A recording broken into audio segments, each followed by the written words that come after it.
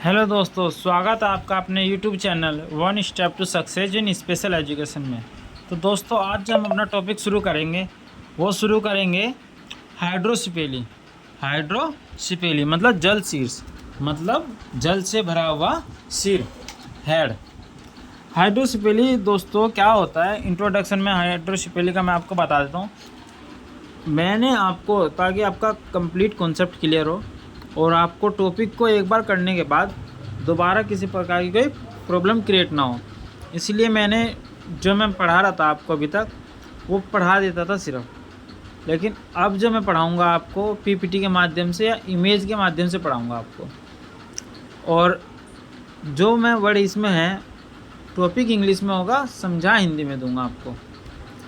तो इसी तरीके से अब जो टॉपिक चलेंगे वो एक्चुअल होंगे और आपके कॉन्सेप्ट सारे क्लियर होंगे। क्या क्या समस्या है, सिम्टम्स क्या है, डिजीज़ है, डिसऑर्डर है, ये सब चीज़ें करेंगे। तो इंट्रोडक्शन जो है हाइड्रोसिपेली का मैं आपको दे देता हूँ एक बार। हाइड्रोसिपेली मतलब होता क्या है। हाइड्रोसिपेली को हम बोलते हैं जल शीर्ष। जल शीर्ष, जल से भरा हुआ सिर। तो the term hydrocephaly is derive from the Greek word hydro. Hydrocephaly जो है में जो हाइड्रो है वो ग्रीक शब्द से लिया गया है, मीनिंग वाटर, जिसका अर्थ है वाटर, पानी। एंड सिपेलस मीनिंग, सिपेलस का मतलब है हेड। मतलब as the name implies it is a condition in which the primary characteristic in exercise accumulation of fluid in the brain. मतलब कि हाइड्रोसिपेली, हाइड्रो मतलब वाटर, सिपेली मतलब हेड, मतलब पानी से भरा हुआ सिर। ठीक है, एक ट्रम में एंड कंडीशन में बोलेंगे जल शीर्ष। दूसरा as the name imply it is a condition in which the primary characteristic in excessive accumulation of fluid in the brain. मतलब मस्तिष्क के अंदर भरा हुआ फ्लूइड, मस्तिष्क के अंदर भरा हुआ fluid.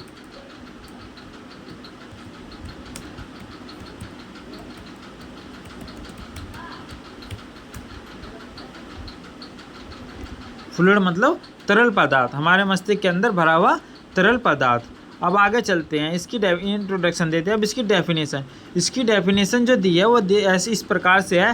हाइड्रोसिपेली is the abnormal accumulation of the cerebrospinal fluid in the interaction space. और दूसरी जो दी है, hydrocephaly is an abnormal accumulation of cerebrospinal fluid CSF in the ventricle and K activity of brain. This cause increase intracranial pressure inside the skull and may cause progressive enlargement of the head. तो दोस्तों ये तो थी इसकी definition. तो definition में कोई मतलब ज़्यादा खास है, यानी दो डेफिनेशन है इसकी, मैंने दोनों आपको बता दी।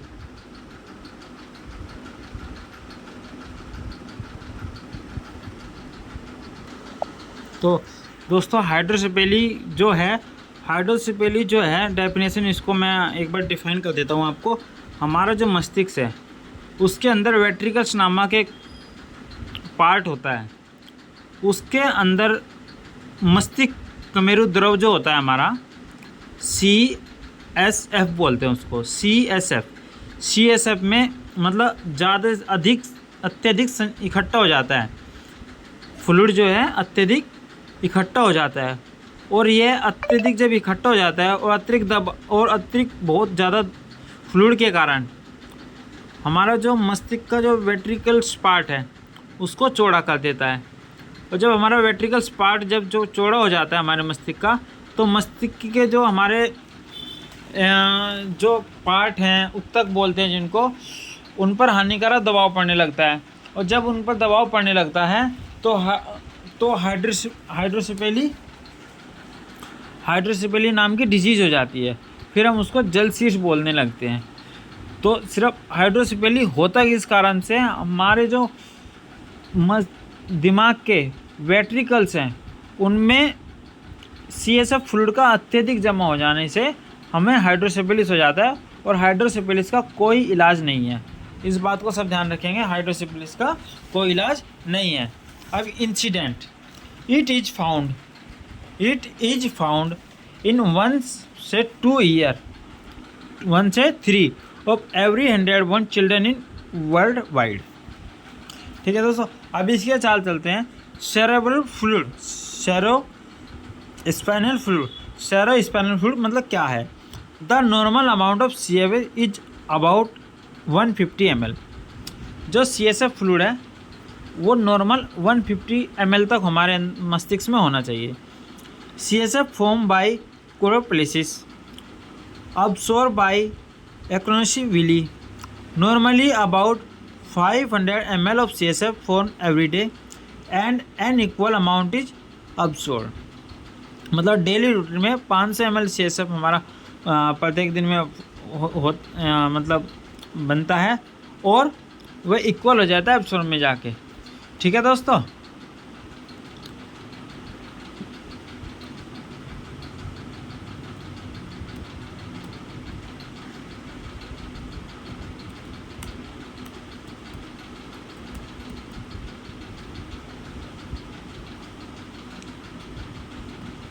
मतलब हमारे शरीर में जो है वो अवशोषित हो जाता है डेली के लिए। तो इसी के साथ अब आगे चलते हैं। देखो, ये हमारे मस्तिष्क का जो है पार्ट है। ये क्या है? हमारे मस्तिष्क का पार्ट है।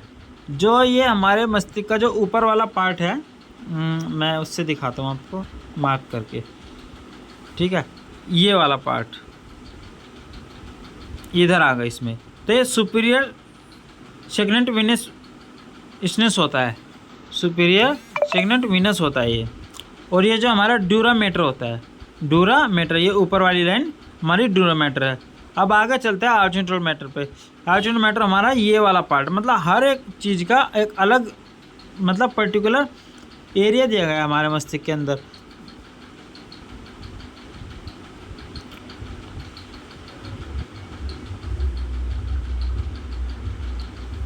हमारा ये PLA मैटर है, मतलब ये मस्तिष्क का हमारा पार्ट है। ये हमारा ड्यूरा मैटर है, ये central canal of the spinal cord. ये देखो, ये रियल वाली है, ये यहाँ से आ रही है, हमारे गर्दन के पिक भाग से आती है। और ये आप हमें हमेशा देखोगे जो हमारी बैक साइड है बोन, जिसको हम स्पाइनल कॉर्ड बोलते हैं, ये बिल्कुल लास्ट में जाके एक डाट बनी हुई है। ये अगर हमारी गर्दन के ऊपर कुछ गिर जाए ना भारी सामान, और यहाँ से कोई नस दब जाए, तो हमारा शरीर का नीचे का हिस्सा सारा काम करना बिल्कुल बंद कर देगा। और ये जो है हमारी थर्ड वेंट्रिकल सर्कल, ये है थर्ड वेंट्रिकल सर्कल हमारी ये वाली जा रही है। तो चोरोप्लेसिस हमारी ये है। चोरोप्लेसिस में क्या होता है, जो भी हमारी एक्टिविटी करते हैं वो कम्प्लीटली चलती है। तो इसी के साथ दोस्तों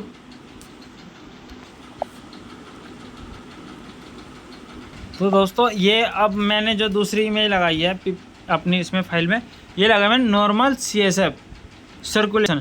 नॉर्मल CSF सर्कुलेशन क्या होता है?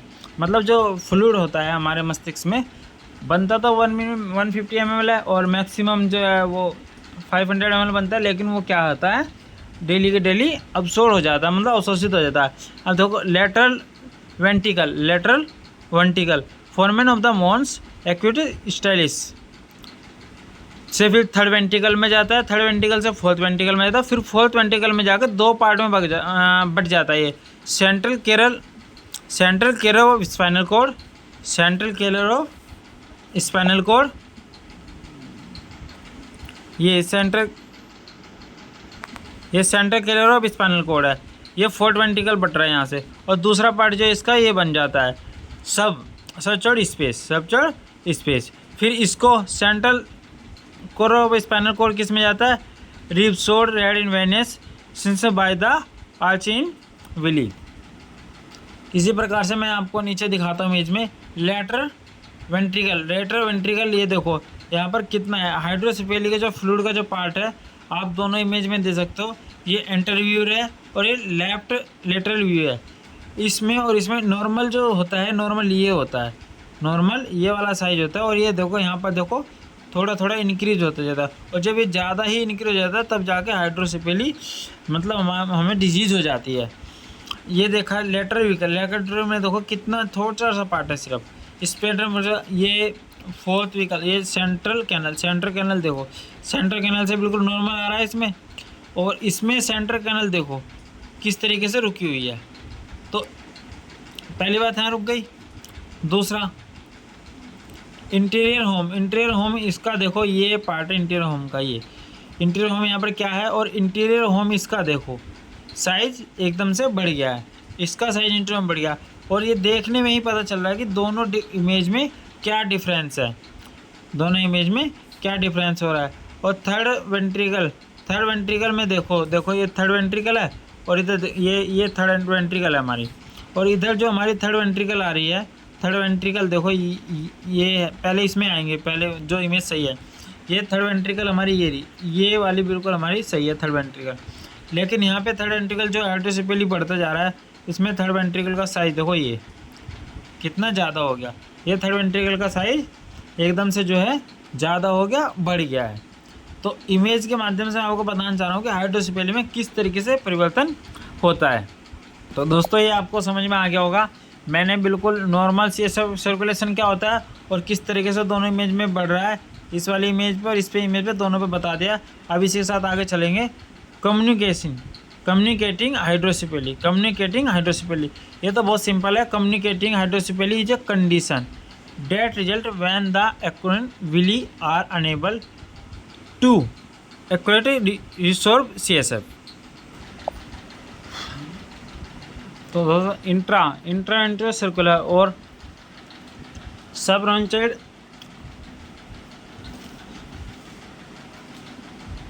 Haemorrhage infection process such as meningitis may also render the calcium villi to be non-functions, may also be due to the overproduction of CSF.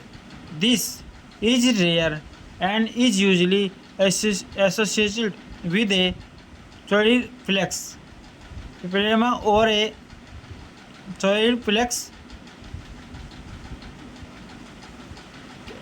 Communicating व हाइड्रोसेफेली। मतलब जो हमारा जो मस्तिष्क है, मस्तिष्क में कपाल, मस्तिष्क में मतलब एक कपाल होती है, मतलब सिर के ऊपर, हिंदी में आपको बताया कपाल, और जो हमारा नीलिया का जो पार्ट होता है, एक पार्ट होता है जो वो उसका जो हिस्सा है वो हमारी रीढ़ की हड्डी में, हमारी रीढ़ की हड्डी में जब सब नाइट्रोड जो है हमारे उसके खाली जगह के अंदर, खाली जगह के अंदर प्लाज्मा का जो अल्ट्रा फिल्टर होता है, अल्ट्रा फिल्टर जब होता है तो ये मस्तिष्क के पोषण को, मस्तिष्क का जो विकास होता है, मतलब पोषण मतलब विकास होता है, तो उसके जो अपशिष्ट पदार्थ निकलने वाला होता है उसको सुरक्षा प्रदान करने का एक महत्वपूर्ण कार्य करता है। दूसरा, सुरक्षा प्रदान करने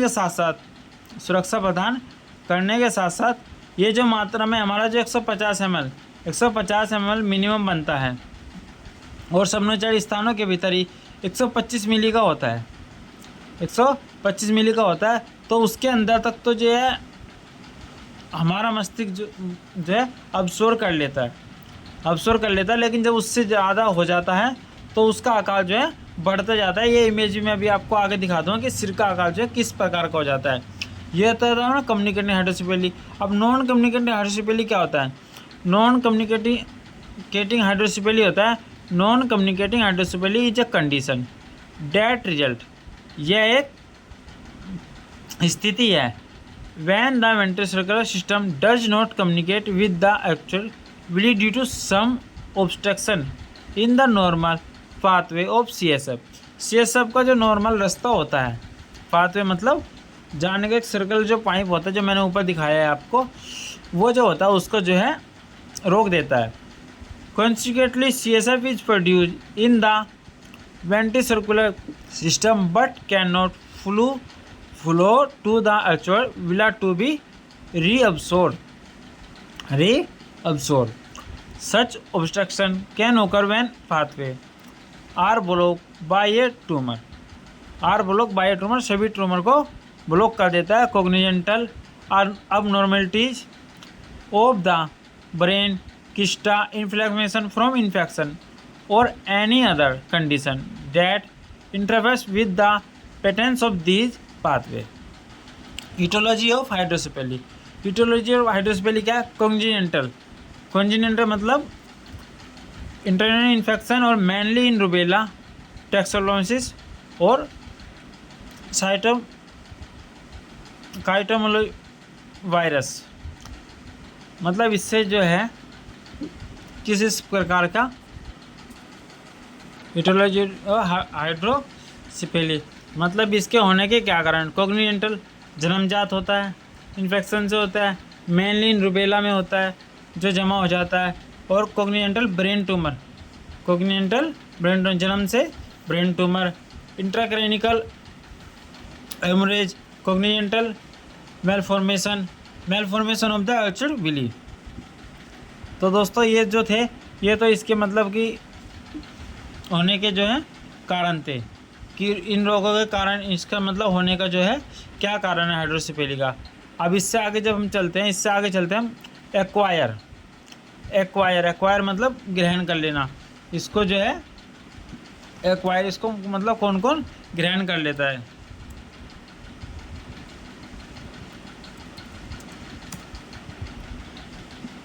एक्वायर मतलब अधीन, इन्फ्लेमेशन, ट्रूमा और neoplasm space occupying lesion like tuberculoma, subdural haematoma और abscess, astrocytoma, choroid plexus, papilloma pseudotumour, chemical hypervitaminosis A, chemical hypervitamin A, ये सब चीज़ें इसको एक्वायर कर लेती हैं। अब दूसरा जो आता है वो आता है कनेक्टिव टिश्यूज डिसऑर्डर। इनमें हुलर आता है, सिंड्रोम आता है, एक्चोडोप्लासिया आता है,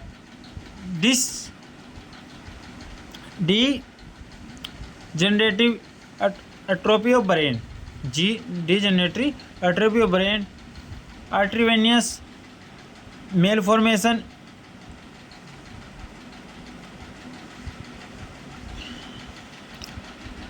थ्रोम्बोसिस।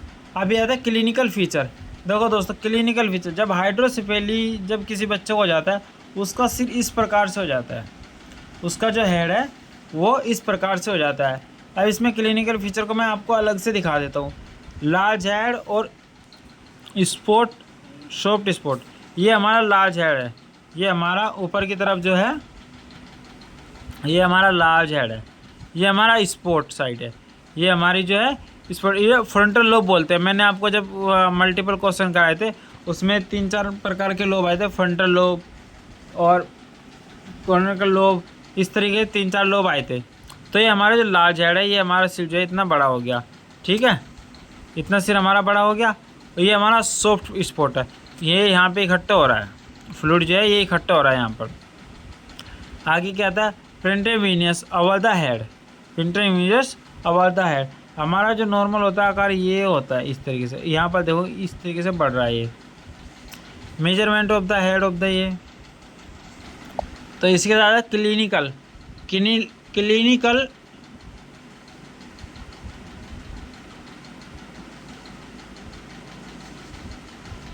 क्लिनिकल मैनिफेस्टेशंस में क्या आता है? An unusually large head, a rapid increase in the size of the head, a bulging of tense soft spot frontal on the top of the head,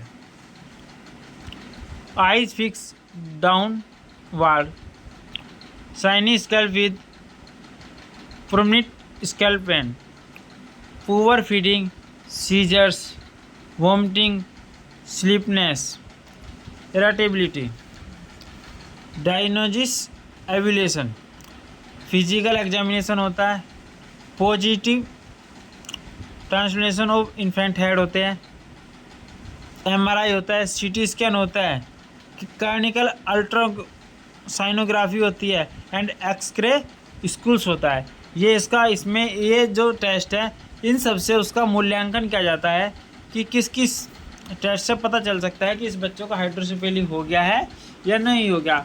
बड़ा है तो दिख जाएगा, लेकिन टेस्ट करना भी बहुत ही ज़रूरी होता है, जिससे कि पता चल जाए कि बच्चे को हाइड्रोसिफेली है या नहीं है। और हाइड्रोसिफेली में क्या होता है, अगर 500 बच्चे हैं, 500 बच्चे में से एक बच्चे को हाइड्रोसिफेली होगा, आपका मस्तिष्क का भाग बड़ा हो जाएगा। यह पूरी तरह अवशोषित नहीं होता है, मस्तिष्क का जो भाग है पूरी तरह अवशोषित नहीं होते हैं। और ये जो है अनुवांशिक दोष भी होता है, हाइड्रोसिफेली जो है अनुवांशिक दोष भी होता है। और जब लेडीज प्रेगनेंस होती है तो उस समय भी हो जाता है। तो बच्चों में इसके रोग के प्रसव के दौरान बच्चे में जो है लड़की प्रेगनेंसी के दौरान भी हो जाता है, या हमारे मस्तिष्क में जो है खून के बहाव के कारण हो जाता है। बच्चे में जन्म से पहले हो जाता है, प्रीनेटल स्टेज पर हो जाता है, या बच्चे का दिमाग पर चोट लगने से भी हो जाता है। और जो हमारा जो हाइड्रोसिफेली है वो किस पर निर्भर करता है, वह हमारी एज पर निर्भर करता है, और हमारे जो मस्तिष्क है माइंड पर जो चोट लग गई उस पर निर्भर करता है। और जो हाइड्रोसिफेली है, हाइड्रोसिफेली के जो लक्षण होते हैं, तो दोस्तों हाइड्रोसिफेली के जो लक्षण होंगे, आँख के नीचे जो होता है आइज, अंडर द आइज टकटकी तरीके से दिखाई देगा, टकटकी से दिखाई देगा। बच्चे के अंदर चिड़चिड़ापन होगा, इरिटेट होता रहेगा छोटी छोटी बातों पे, और अधिक नींद आएगी। गहरी नींद में सोता है, नींद ज़्यादा आती है, जागता कम है। वोमिटिंग करेगा, वोमिटिंग करता है, और उनके पर्सनैलिटी में डिफरेंस रहेगा। चेंज इन बिहेवियर रहता है। और क्या है, पेन हेड रहता है, सिर में दर्द रहता है, एग्रेसिव बहुत जल्दी हो जाता है, और अपने टॉयलेट पे जो है नियंत्रण नहीं कर पाता, और चलने में बहुत परेशानी होती है। ये क्या है, सिम्टम्स हैं हाइड्रोसिफेली के।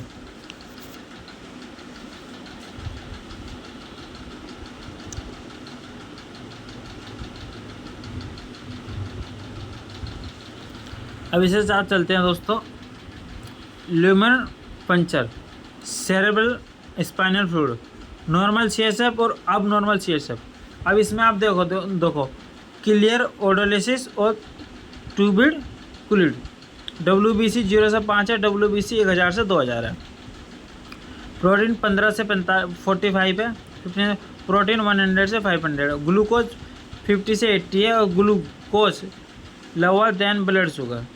प्रेशर 50 to 180 है, प्रेशर 180 और ग्रेटर है। अब इसे तो मेडिकल मैनेजमेंट। अब मेडिकल मैनेजमेंट क्या मिल सकता है बच्चों को, इसमें जो मेडिकल मैनेजमेंट है, बच्चों को मेडिकल मैनेजमेंट मिल सकता है। Management hydrocephaly directed toward reducing intracranial pressure, intracranial pressure को हम कम कर सकते हैं। Prevention and management of complication, मतलब अगर पता चल जाए इसको हाइड्रोसिफेली होना शुरू हो गया है, उस पर हम कुछ ना कुछ पहले से ट्रीटमेंट शुरू कर सकते हैं। ये एक डिजीज़ है, डिसऑर्डर नहीं है, इस बात का ध्यान रखेंगे। Hydrocephaly is a disease not a disorder, is a condition भी है। कंडीशन होता है एक स्थिति, मतलब वो चीज़ हो जाना, वो ठीक नहीं हो सकती, सुधार किया जा सकता है कुछ, लेकिन ठीक नहीं हो सकती। Managing problem cause by pathology, medical management include the use of the osmotic and loop diuretics to reduce CSF, मतलब मेडिकल मैनेजमेंट के माध्यम से CSF फ्लूइड जो है वो जो ज़्यादा हो गया उसको कम किया जा सकता है, किसी न किसी मेडिसिन से, दवाई से, या उसको कम करने के लिए कोई मेडिसिन देता सूख जाए तो। Relief but man management is surgery, लेकिन मुख्य उपचार क्या है इसका, मुख्य उपचार इसका सर्जरी है हाइड्रोसिफेली का। सर्जिकल मैनेजमेंट में क्या कहता है, a stent is made of radioplastic and has ventricular catheter pressure value, pumping chamber and distal catheter that directs the flow of CSF from the ventricle to other area of body from where it is absorb, where it is absorb. ये तो है हमारा surgical management. Surgical management जैसे हम cerebral palsy के बच्चों को देते हैं, सीपी चेयर देते हैं, कॉर्नर शीट देते हैं, क्लास में बैठते तो बांध के बिठाते हैं, कैलिपर पहनाते हैं, अपने आप को हानि ना पहुंचाए दोनों हाथ को उसको बांध देते हैं सीपी चेयर के साथ। इस तरीके से इसमें सर्जिकल मैनेजमेंट हाइड्रोसेफेली में दिया जाता है। उसके उपचार के तरीके दिए, वेंट्रिकुलर स्टेंट होता है, वेंट्रिकुलर स्टेंट होता है, छोटे फ्लेक्सोटोमी होता है, वेंट्रिकुलो प्रोटेनिकल स्टेंट होता है, वीपी स्टेंट होता है। तो इसी तरीके से इसके जो है उपचार के तरीके दिए गए। अब बात है endoscopic third ventricular ETV an alternative procedure to stent surgery is an endoscopic third ETV. This produce involves making a hole in the floor of the brain. मस्तिष्क के अंदर एक होल कर दिया जाता है, allowing the trapped CSF to escape to the surface of the brain. मतलब CSF fluid जो है वो उसको escape कर जाए, मतलब छोड़ दे, where it can be absorbed instead to the interesting a stent.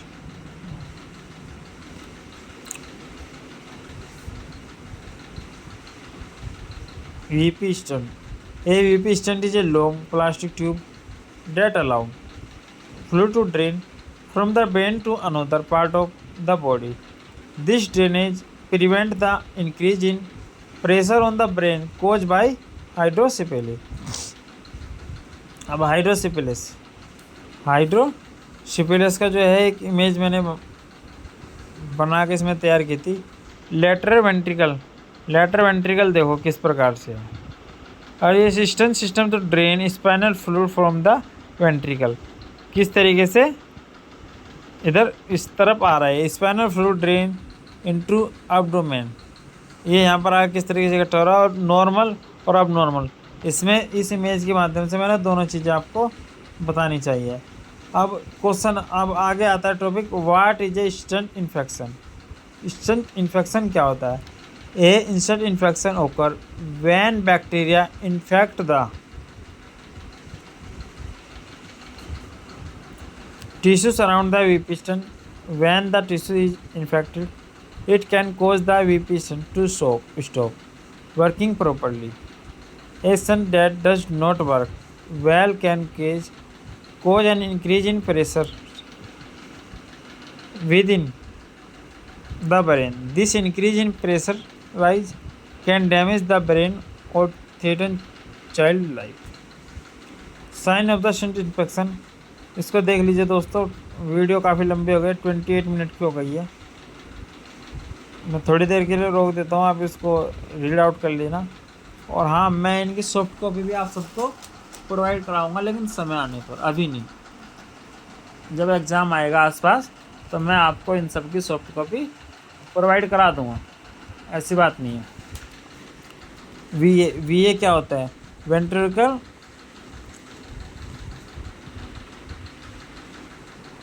Article. तो हाइड्रोसेफेली में जो है किस किस चीज़ की नीड्स हम आइडेंटिफाई कर सकते हैं? Physical needs, need to maintain personal hygiene, prevention of skin breakdown, prevention और reduction of deformities, maintenance of ideal weight, change the position frequently. अब साइकोलॉजिकल नीड्स क्या क्या है? साइकोलॉजिकल नीड्स है prevention of injury and infection of SCC, provision of adequate nutrition, provision of infection of urinary tract, regulation of bladder and bowel function. Psychological need relieve anxiety of parents, maintain the psychology of the parents. माता पिता को बताना कि आपका बच्चा को ये परेशानी है, ये डिजीज है, इसको किस तरीके से सुधारा जा सकता है। तो फिजिकल नीड के साथ साथ साइकोलॉजी नीड भी हाइड्रोसेफेली वाले बच्चों को चाहिए, और साइकोलॉजी नीड्स तो चाहिए, और साइकोलॉजी नीड्स में जो है पेरेंट्स का क्या महत्व है, वो चीज़ भी इसमें इंक्लूड होती है। जिस प्रकार से एमआर बच्चे हैं, एमआर बच्चों को हम वर्बल प्रॉम्प्ट देते हैं, फिजिकल प्रॉम्प्ट देते हैं और मॉडलिंग प्रॉम्प्ट देते हैं। हर तरह की प्रॉम्प्ट देते हैं, तब जाके बच्चा किसी एक्टिविटी को सीखता है। अब हाइड्रोसेफेली में नर्सिंग डायग्नोसिस क्या क्या होता है? Ineffective cerebral tissues perfusion related to increase ICF increase होता है। Intervention maintaining cerebral perfusion observes for evidence of increase ICP and report immediately. Assist with diagnosis produce to determine cause of hydrocephaly and administering treatment schedule in as indicate. Imbalanced nutrition, less than body requirement related to reduce oral intake and vomiting.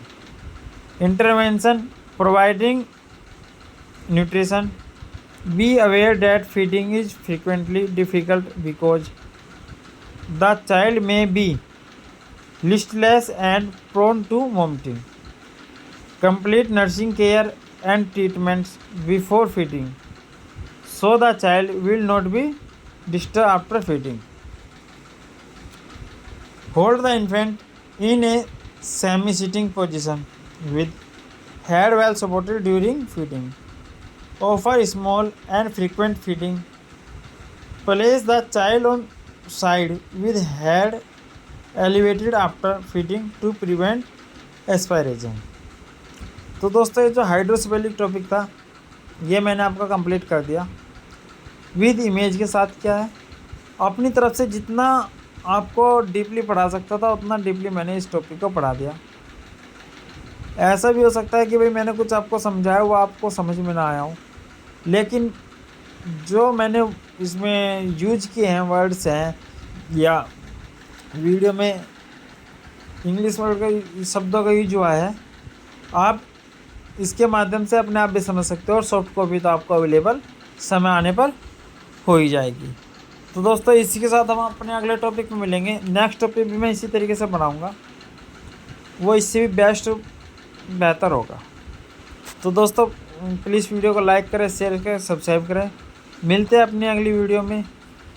Topic होगा वो आपको बता दिया जाएगा। तो thank you so much दोस्तों watching this video. Please channel को like करें, सब्सक्राइब करें। आज सबका प्यार बना रहेगा तो मैं वीडियो को इसी तरह बनाता रहूँगा, मेरा चैनल ग्रोथ करता रहेगा।